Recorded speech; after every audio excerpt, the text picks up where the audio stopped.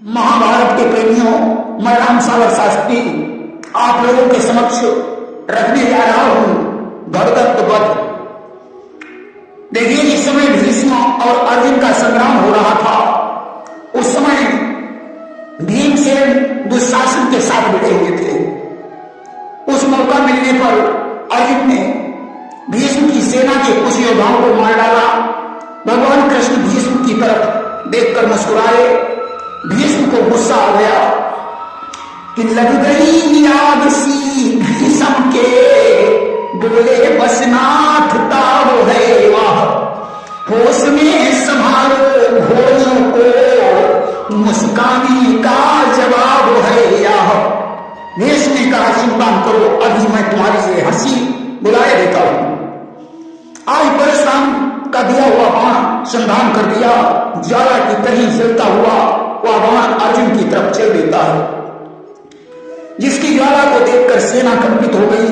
प्रश्न ने कहा, अर्जुन इंद्र बाण का संधान करो। अर्जुन ने इंद्र बाण से उस बाण का खंडन कर दिया।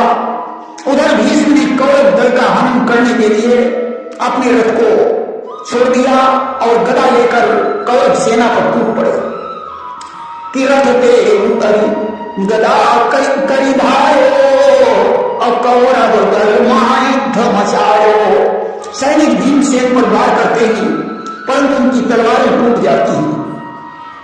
बड़ा वज्र शरीर पर तलवार का क्या असर हो सकता है। भीमसेन की मार से कौरव सेना में खलबली मच गई। द्रोणाचार्य ने भीम को ललकारा, सावधान भीम, अब मैं देखता हूं कि तुम कितने बलशाली हो। द्रोणाचार्य ने भीम के ऊपर 10 बाणों का प्रहार किया। 10 बाणों ने तमामों बाणों का रूप ले लिया। उस समय विज्ञान इतना तेजी पर था कि सतते सहसते लाखन, अबर सही बाण सकई को भाखन। 100 बाणों के 1000 और 1000 से लाखों बाण हो जाते थे। भीमसेन चुपचाप रथ पर बैठ गए। अर्जुन भीम की तरफ देखने लगे। तब तक बाबा भीष्म ने 10,000 राजाओं का संहार कर दिया। शंखनाद के बाद युद्ध बंद हो गया। प्रातःकाल विराट के पुत्र शंख को सेनापति बनाया गया। राजा विराट ने प्रसन्नता व्यक्त की। शंख ने कहा, अगर मेरे पास कृष्ण के जैसा साथी हो तो मैं सारे कौरव सेना को अकेले विचलित कर सकता हूं कि कृष्ण समान सारथी पावन, अम्माई सवई कौरव पिछलावन। भगवान कृष्ण ने सात्विकी की तरफ देखा और कहा, तुम शंख के साथी बन जाओ। सात्विकी ने रथ की डोर पकड़ी। अर्जुन नंदीघोष रथ पर सवार हो गए। अर्जुन और भीम सेना के साथ युद्ध करने लगे। शंख भीष्म पितामह के सामने पहुंचा। उसने भीष्म पितामह पर 10 बाणों का संधान किया। भीष्म ने उनका खंडन कर दिया। भीष्म ने भी 10 बाण चलाए, परंतु शंख ने अपने बाणों से उन्हें काट दिया और एक साथ 100 बाणों का संधान कर दिया कि 100 बाण देह पर पड़ते ही आ गया उबाल पितामह को। चिंता थी दल संभालने की, थी खुद न संभाल पितामह को। 100 शरीर पर पड़ते ही भीष्म पितामह को उबाल आ गया। सेना की रक्षा कौन करे जब खुद अपनी रक्षा करना मुश्किल है। आज भीष्म ने क्रोधित होकर शोणित सर का संधान किया, जो बाण पत्थर को भेदकर शंख के शरीर में घुस गया। रक्त की धार बहने लगी। शंख ने क्रोधित होकर भीष्म के ऊपर 6 तीरों का संधान किया। इस प्रकार आज पैदल के साथ पैदल, रथी के साथ रथी का संग्राम हो रहा है। अर्जुन और भीम कौरव दल में खलबली मचाए हुए हैं कि जो जो सैन्य दृष्टि में आए, अवसाना है अर्जुन मारी गिराए। सेना में जो अर्जुन के सामने आया, अर्जुन ने उसका काम तमाम कर दिया। पृथ्वी आज रुंड मुंडों से पट गई। सोने की धार बहने लगी। दुर्योधन ये हार देखकर क्रोधित हो गया। उसने कहा, सभी लोग मिलकर अर्जुन के रथ को घेर लीजिए। अब तो सारे राजा अर्जुन पर टूट पड़े। सिमट पड़ा पुरुदल सभी कृष्णार्जुन की, हथियारों के मेघनी छिपा दिए सहयोर। अब तो अर्जुन पर चारों तरफ से बाण बरसने लगे, परंतु अर्जुन के इंद्र अस्त्र से सारे बाण बेकार हो गए। जिस समय अर्जुन ने बाणों की वर्षा की, राजाओं के शीश कट कट कर जमीन पर गिरने लगे। उन्होंने बाणों से वीरों के हथियार सहित हाथ काट दिए। इस प्रकार 1000 राजाओं का संहार कर दिया। दुशासन आगे बढ़ा, उसने अर्जुन पर 7 बाण और कृष्ण पर 10 बाणों का प्रहार किया। अर्जुन ने उसके सारथी को मार डाला। दुर्योधन आगे बढ़ा, उसने अर्जुन पर बाणों की वर्षा की। भीमसेन गदा लेकर दुर्योधन की तरफ दौड़ पड़े। द्रोणाचार्य बीच में आ गए। बाबा भीष्म सहचल ने दौड़ के सामने पहुंचे। उन्होंने द्रोणाचार्य से कहा, तुम जाकर शंख से संग्राम करो, मैं अर्जुन को देखता हूं। कि दुर्योधन शंख की ओर जाओ, लोलायक से संग्राम वहां, भीमार्जुन आज इकट्ठे हैं, उस संकट का है काम यहां। आज भीष्म ने दुर्योधन को पीछे हटाया और अर्जुन के सामने पहुंचे और बोले, हमारी अनुपस्थिति में तुमने 1000 राजाओं को मार डाला है। अब इस सेना का एक भी वीर मार कर दिखाओ। अगर तुम्हारी सेना में कृष्ण न होते तो तुम्हारे जैसे करोड़ों अर्जुनों का मैं अकेले संहार कर देता हूं। अर्जुन ने कहा, बाबा बड़े होकर बड़े बोल नहीं बोलना चाहिए। विराटपुर में आप भी तो गए थे, उस समय भोजन छोड़कर क्यों भाग आए? आज भीष्म और अर्जुन का संग्राम होने लगा और उधर द्रोणाचार्य के साथ शंख का संग्राम हो रहा है। शंख ने एक ही सर द्वारा द्रोण का सारथी मार दिया, रथ तोड़ दिया, सर खोड़ दिया, घोड़ों का भी संहार किया। शंख ने बाण मारकर द्रोणाचार्य के रथ को तोड़ दिया। सारथी के सभी 4 घोड़े मर गए। जब तक वे दूसरे रथ पर सवार हुए, तब तक शंख ने बहुत सी सेना का संहार कर दिया। द्रोणाचार्य क्रोध से लाल हो गए। उन्होंने कहा, अब मैं तुझे जिंदा नहीं छोड़ूंगा। आज उन्होंने ब्रह्मास्त्र का संधान कर दिया। सात्विकी ने कहा, कुमार, इस ब्रह्मास्त्र की ज्वाल रथ के समीप भस्म कर डालेगी। तुम कहो तो मैं रथ को युद्ध भूमि से हटा लूं, वरना रथ के समीप जलकर ध्वस्त हो जाओगे। ढूंढने पर हड्डियां भी नहीं मिलेंगी। ये रथ समीप तो यही गिरिजर यही हो, अखोजत कतम अस्थिना पहियो। संघ ने कहा, क्षत्रियगण कभी पीठ नहीं दिखाते कि यदि सेनापति का पद पाकर लूबार ने अपने सीने पर धिक्कारे मेरी प्रभुता को, लानत है मेरे जीने पर। एक सेनापति होकर अगर ब्रह्मास्त्र का बार मैंने अपने सीने पर नहीं लिया तो मेरी जिंदगी को धिक्कार है। इसलिए सामने बढ़े चलो, चिंता न करो इस जीवन की। यदि मेरे रथ को मोड़ा तो सौगंध तुम्हें मनमोहन की। साथ ही तुम्हें कृष्ण की सौगंध है, मेरे रथ को मत मोड़ना। देवता आकाश से द्रोण की को धिक्कारने लगे कि चीख उठा आकाश से देवों का समुदाय, उपबालक के साथ में महाघोर अन्याय। एक बार के साथ युद्ध में ब्रह्मास्त्र का संधान। अरे द्रोण, तुम कितने अधर्मी हो। सात्विकी ने सौगंध को भूलकर थोड़ा सा रथ मोड़ दिया, परंतु धन्य है उस वीर क्षत्रिय को जिसने रथ से कूदकर अपनी छाती पर ब्रह्मास्त्र का प्रहार दे दिया। सात्विकी ने शपथ टालकर भी रथ को आगे को मोड़ दिया। तब शंख वीर झटकूद पराशर को सीने से जोड़ दिया। फिर क्या था, ब्रह्मास्त्र की चोट से वो वीर गति को प्राप्त हो गया।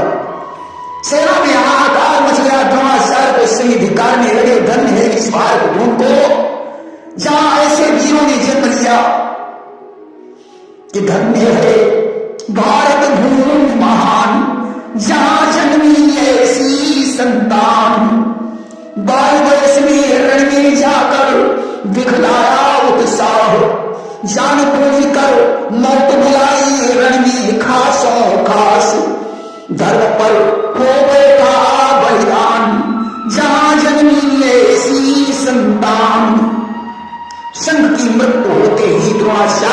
का शंख हो जाया। धृष्टद्युम्न ने कहा, सावधान द्रोण, तुम्हारी वीरता देखने के लिए अभी मैं जिंदा हूं।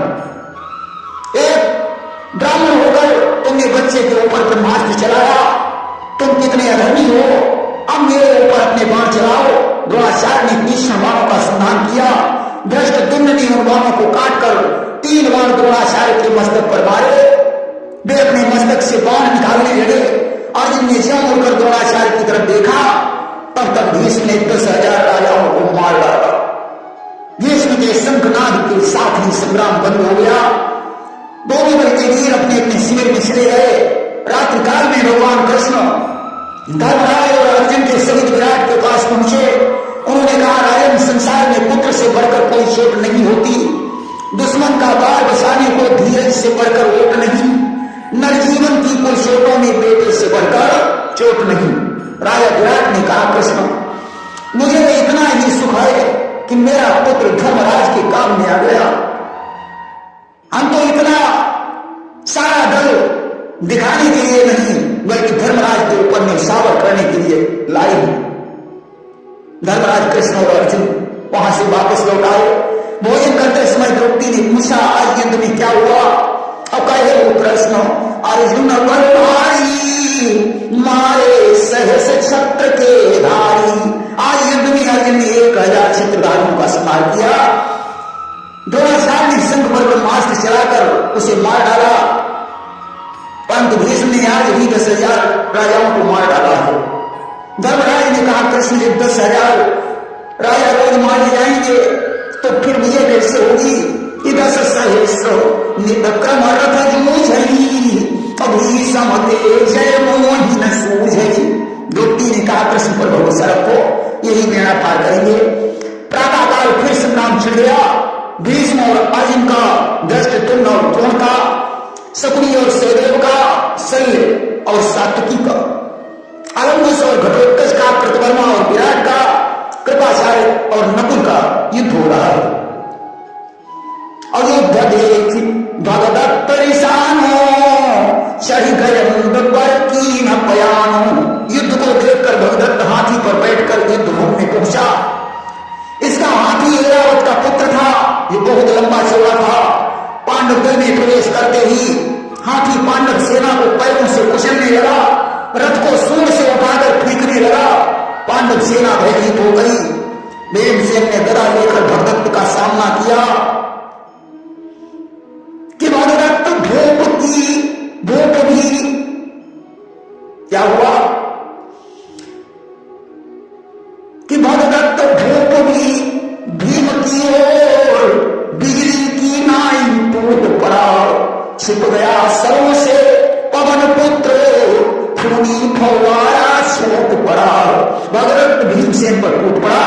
उसने इतने बाण बरसाए कि भीमसेन का शरीर लहूलुहान हो गया। हाथी ने भीम का रथ सूंड से उठाकर कोस भर दूर फेंक दिया। रथ चकनाचूर हो गया। भीमसेन जैसे कैसे उठे और लज्जित होकर डरने आए। भीम को देखकर हाथी आगे बढ़ा। भीमसेन ने खींचकर उसके शीश पर गदा मारी। हाथी 4 कदम पीछे हट गया। शीश को झाड़कर फिर वो आगे बढ़ा। भगदत्त ने भीम पर शैल का प्रहार किया। हाथी ने धक्का मारकर भीम को पृथ्वी पर गिरा दिया। भीम के गिरते ही द्रुपद, शिखंडी, काशीराज, उत्तर कुमार आ गए। उन्होंने 1,000 बाणों का संधान हाथी पर किया। राजा भगदत्त ने आलस्य बाण छोड़कर चारों वीरों को सुला दिया और सेना ने हाथी फेल दिया। अब तो सैनिक जिस बाण को चलाते हैं, हाथी उसे सूंड से तोड़ देता है। धर्मराज की सेना भाग खड़ी हुई और धर्मराज यहां देख कर होने लगे अधीर। हाथ उठा कर इस तरह ही बोले वचन गंभीर। धर्मराज ने कहा, वीरों, तुम्हारे इस वेदापन को धिक्कार है।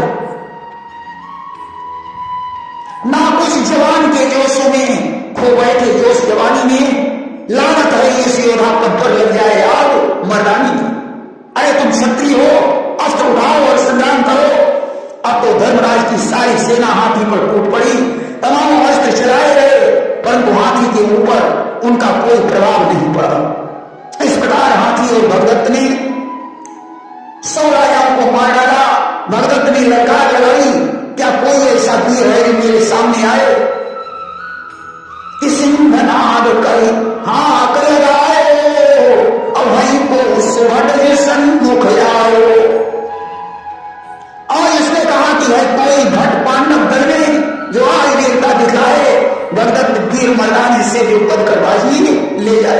इतना कहकर आज वो धर्मराज की ओर बढ़ा। कृष्ण और अर्जुन ने देखा, वे भगदत्त के सामने पहुंचे। अर्जुन ने कहा, अब मेरे साथ युद्ध कर। पार्थ ने कहा, ओ बड़बोले, नाग गोगा फैलाया है, ले समझ सामना करने को रणधीर पार्थ चढ़ आया है। भगदत्त ने कहा, मैं तो तुम्हारी ही तलाश कर रहा था। इतना कहकर भगदत्त ने बाणों की वर्षा कर दी। तब तक हाथी ने अर्जुन का रथ उठाकर पीट दिया और बजे सभी के फेंके वो चंदना और अर्जुन कहीं कहीं जगवंदन। अब तो रथ कहीं पड़ा है, अर्जुन कहीं है, कृष्ण कहीं पड़े। इसी बीच उसको मौका मिल गया, उसने पांडव दल की बहुत सी सेना मार डाली। इधर कृष्ण जब भूमि पर गिरे तो उनके मुख से यही निकला, हनुमान हम तो मूर्छित होने वाले हैं, अब तुम इस रथ की रक्षा करना। इतना कहकर कृष्णार्जुन सहित मूर्छित हो गए। यह देखकर भगदत्त प्रसन्नता से झूम उठा। उसने कहा, अब सेना में कोई वीर नहीं रहा, अर्जुन और कृष्ण बेहोश पड़े हैं। और बज के पायन ते रथ तोरम और ठोकर ते अर्जुन सिर फोरम। अब मैं हाथी के पैर से की ठोकर से रथ को तोड़ डालूंगा और ठोकर मारकर अर्जुन का सिर फोड़ डालूंगा। हनुमान ने उस समय कहा, मूर्ख, क्या तुझे ये पता नहीं है, अभी इस रथ का रक्षक हनुमान यहां उपस्थित है। नेह से कहा, बजरंगनी व्यर्थन जोश बधार, मोदयान रखवार है, कपिपति पवन कुमार। मेरे होते हुए तू इस रथ को छू भी नहीं सकता। अगर मुझे कृष्ण की आज्ञा मिल जाए तो तुझे और तेरी सारी सेना को गोलक की तरह निकल जाऊं। क्या करूं, न प्रभु की आज्ञा है, वरना अब तक उसे जाता इस सारी सेना को पल में गोलक की तरह निकल जाता। उन्होंने अपनी पूंछ से रथ को लपेट लिया और कहा, तेरे पास इतनी ताकत हो, लगा कर देख ले। अब तो भगदत्त हनुमान पर बाणों की वर्षा करने लगा, परंतु हनुमान के शरीर से लगकर बाण टुकड़े टुकड़े हो जाते थे। हाथी ने उस रथ को उठाने की कोशिश की, हनुमान ने उसे मौका दे दिया और उसकी सूंड को पूंछ से दबाकर दोनों दांतों को तोड़ दिया। हाथी चिंगार कर बाहर खड़ा हुआ। तब तक कृष्ण और अर्जुन भी जाग गए। हनुमान ने अपनी पूंछ समेट ली, अर्जुन ने जाग कर धनुष बाण उठाया और भगदत्त से कहने लगे कि एक ही बार में अब तेरे हाथी की जान न ले डालूं, तो आज मुझे है तो आन मुझे है, तेरे सबकी अपना भी जीवन दे डालूं। अगर मैंने एक बाण से इस हाथी को नहीं मार डाला तो मैं प्रतिज्ञा करता हूं कि आज से कभी धनुष बाण को हाथ नहीं लगाऊंगा। भगदत्त ने कहा, अगर आज तुमने एक बाण से मेरे हाथी को मार डाला तो मैं भी तुम्हें वीर मानकर यहां से चला जाऊंगा। भगवान कृष्ण ने कहा, अर्जुन, अपनी प्रतिज्ञा पूरी करने के लिए तुम्हें ब्रह्मवान का स्नान करना पड़ेगा। किया सुनकर पार्थ महाभट ने जब ब्रह्मवान को छोड़ दिया तो गजनी एक चिनार मार तत्काल प्राण को छोड़ दिया। अर्जुन ने जब ब्रह्मास्त्र चलाया, बाण के लगते ही हाथी का प्राण हो गया।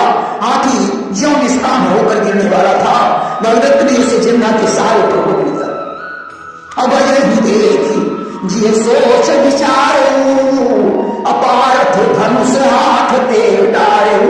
हाथी को देखकर अर्जुन ने धनुष बाण को फेंक दिया। भगवान कृष्ण ने कहा, अर्जुन, हाथी मर चुका है, ये भगदत्त की चालाकी है। अब तुम अर्धचंद्र बाण का स्नान करके भगदत्त का वध कर डालो। कि अर्धचंद्र अवकाश सर मारा घटने तान, तड़प उठा सिर धड़ उठा, तड़प उठा सिर धड़ उठा, हुए पखेरु प्राण। भगदत्त का शीश कटकर धड़ से अलग हो गया। उसका धड़ हाथी के सहित जमीन पर गिर पड़ा। आज 3 योजन के विस्तार में हथियारों के तीरे दिखाई देने लगे। पूरी दरिया बह रहा था, अनगिनत सूर सरदारों के मुकुट पड़े हुए थे। भगवान ने कहा, अर्जुन, अब चलो भीष्म के पास चलते हैं।